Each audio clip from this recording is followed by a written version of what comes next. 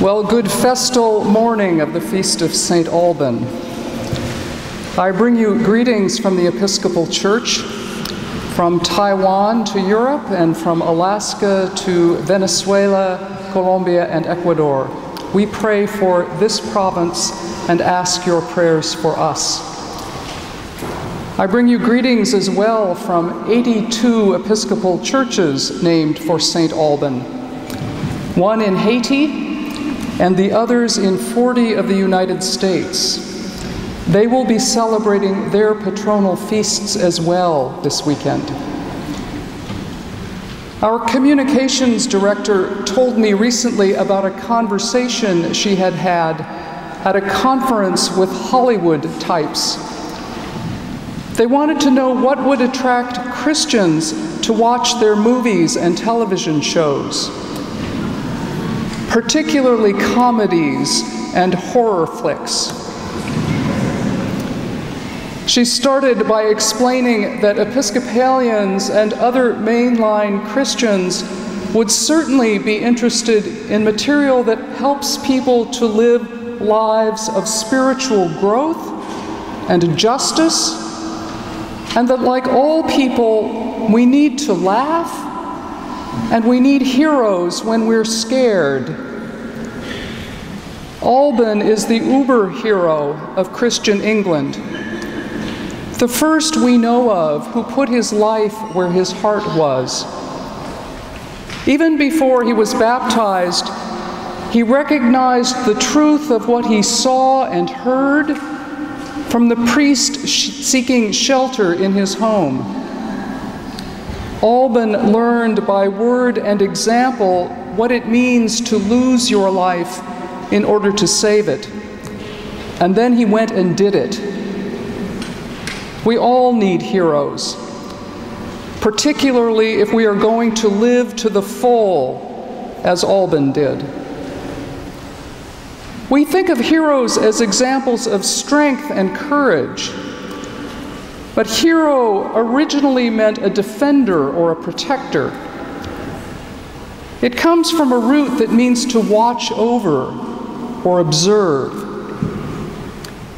Jesus asked his friends in the Garden of Gethsemane to keep watch, but they closed their eyes. They weren't heroic at all. In the pilgrimage we've just experienced, Alban, the faithful hero, is still keeping watch with us in the communion of saints, but his executioner lost his eyes, being no defender or protector. Who are your heroes? Who has shown you what it means to spend your life as a defender and protector of others for the love of God and neighbor? That is ultimately what makes life worth living. A chaplain in a cancer ward tells a heroic story. He says, "Tonight at dinner, I reminisced with an old friend in his 40s, now dying of bone cancer. We have different beliefs, but a great deal of love for each other. He told me, I am not afraid of dying. I am afraid of not living now." Living fully right now is central to the pilgrimage of each one of us through life. It's an essential part of what Jesus meant when he said, "I came that you might have life and have it abundantly." Life isn't a video game where the goal is to score points for future lives. It's about giving ourselves in love, for love, with love itself. Sometimes that's called passion.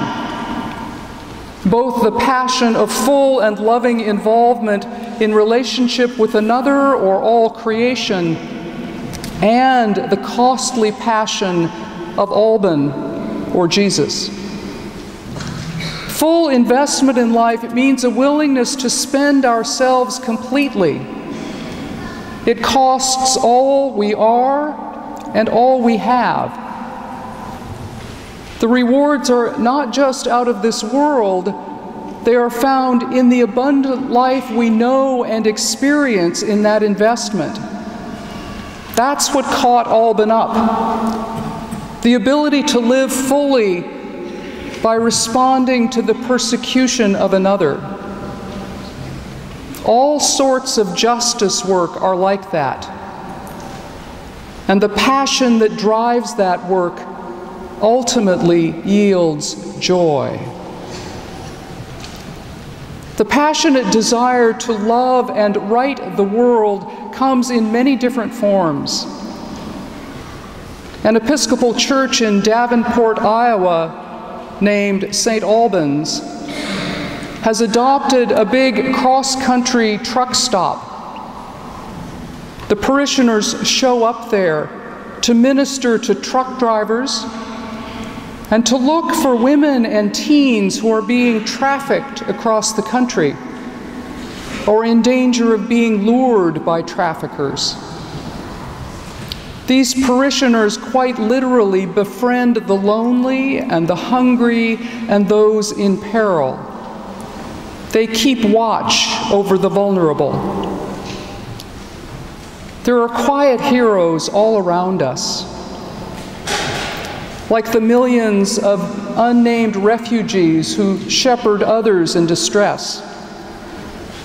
Right now, mothers are bringing and sending their young children across the southern border of the United States in unprecedented numbers because they are fleeing hunger, gang threats, and violence in their Central American homelands. One mother from El Salvador left her job as a social worker and brought her 11-year-old daughter to the United States to keep her safe from gangs that were threatening to rape or kidnap her. Where are the heroes who will guard and protect lost Nigerian school children? Full and passionate investment in life doesn't always look physically dangerous. I think of Mandy, a young woman born without arms or legs, whose passionate artwork is painted with a brush held in her teeth. When I met her several years ago, she wanted to go and work with disabled children in Haiti. She never would have put it this way, but her very presence bears heroic witness to the possibility of abundant life. In this season of the world's history, we are remembering the passionate gift of life 75 years ago, given by thousands who spent themselves on beaches and battlefields to liberate Europe. Others invested themselves in the word and words of life, figuring out how to send strategic messages.